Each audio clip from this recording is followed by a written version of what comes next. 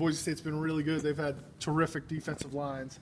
I know you haven't necessarily been around for those, but how much pressure on that unit this year to kind of live up to that? You know, we talk about that every day. That's the first thing I talked about once I got here this past spring, is if we're going to be good on defense, we got to be good up front. And you know, we harp that, and just like you said, they've been good. And even when I think you had the great football teams here, like you said, it wasn't all offense. The defense was playing well too. So we know for us to be a great defense, it starts up front. We're trying to get as many guys ready to play as we can, trying to create depth, and all of them have to have that same sense of urgency. At practice, looks like you guys have a lot of numbers over there. Have you found do, the quality? And I told them last night, you know, we have more kids on scholarship on the defensive line than any place I've ever been, which, you know, we're very fortunate at that. I think we are getting to the point where we're above average at 2 deep. You know, we got to continue to bring that third DN along and that third tackle, third nose guard, which will make us a better football team. That way, if someone in that first 2 groups get hurt, then you got another guy that is capable of stepping in there and helping. You've got you know, 5, 6 guys who've been, you know, good contributors in the past, and nobody who's really been a star yet. A lot of guys are kind of looking to take that next step and really stand out this season. 100% right, and that's what we've talked about. We have experience. We got a lot of guys that's played football here in this conference. And what they have to do is exactly what you said. They got to take that next step to that next level. We got to find somebody in there. The thing that I talk to the guys about all the time, you want to be that guy that they feel like they got to block twice.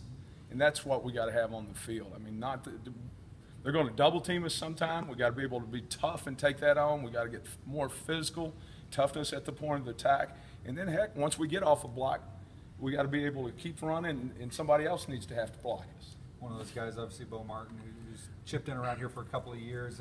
How's he doing? I think he's doing well. He's getting better and better. He's getting used to the way I coach him, you know, which might be a little different than what they were used to. But, you know, I got a lot of respect for Bo, and Bo knows what I want, and he's working his butt off to get better every day. What does he bring to that position? I think that just his practice tempo.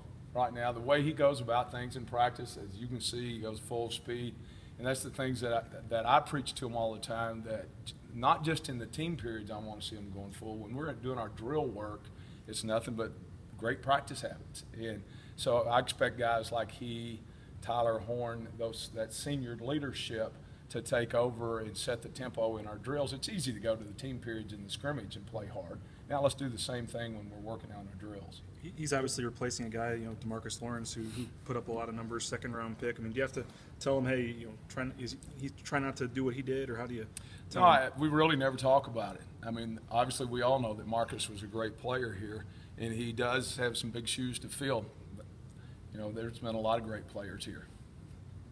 How about at the other defensive end position? I know, like on the roster, for example, it says Gabe Perez is a stud, but it lists Kamale as just the defensive end. So are they competing? Well, they're both playing stud, and they could either one of them play DN also. That's the thing that we're trying to make sure that we're capable of doing.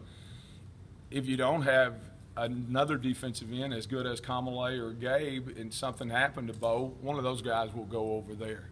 So you're right. Those 3 right there are our best 3 players at those 2 positions. So I want to be able to, you know, swing them back and forth. You know, I guess more specifically, do you guys feel like you do have that game changer on the defensive line this year? Talking with like Cody Fajardo and some of the guys down at Mountain West Media Days, you know, they said that Demarcus was a game changer. He was a game changer. I don't know that we have a Demarcus yet. I think we're going to continue to work.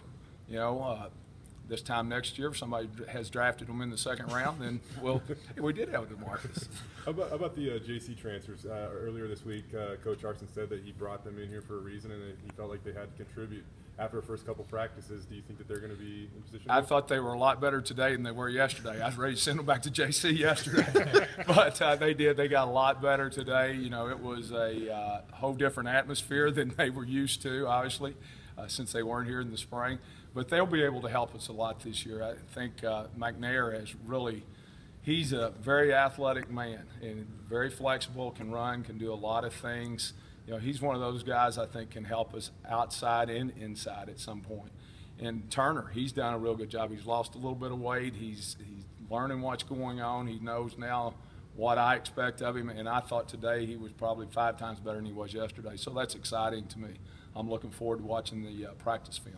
Elliot Hoy was in the depth chart coming out of spring.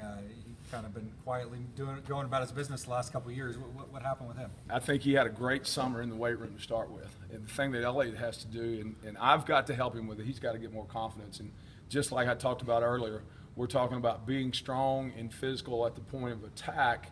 Well, he's done everything in the summer to get there. Now, I got to see if he's going to be that physical dominant guy that we want him to be inside. He's built like what a 3 technique should look like. Now we got to get him in there playing like that, and I think he's come a long ways. I've been proud of him these 2 practices. Now tomorrow we put the pads on. We'll find out what it's really about tomorrow. What do you want out of this group? What is your big? I want to emphasis dominate with the these line guys? of scrimmage. I want them to have to block us twice. I don't want them to think that they can anybody line up and block us one-on-one. I want the attitude that we're going in there to win every one-on-one battle that there is.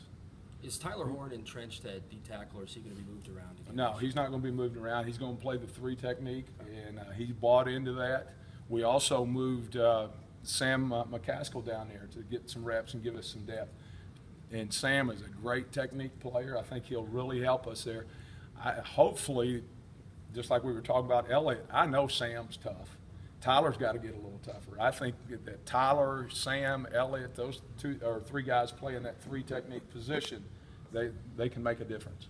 Who's at the other nose tackle position or tackle Well, position? right now you got Nance, you got Turner.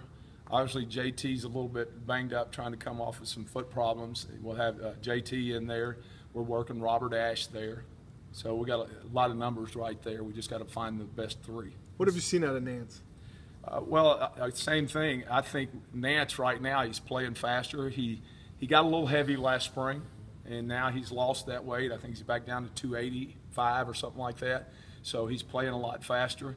And his big thing, which we talk about all the time, he's just got to be more consistent. When he gets a little tired, carrying that much weight, he's got to still be able to step up in there and play with the kind of intensity we want him to.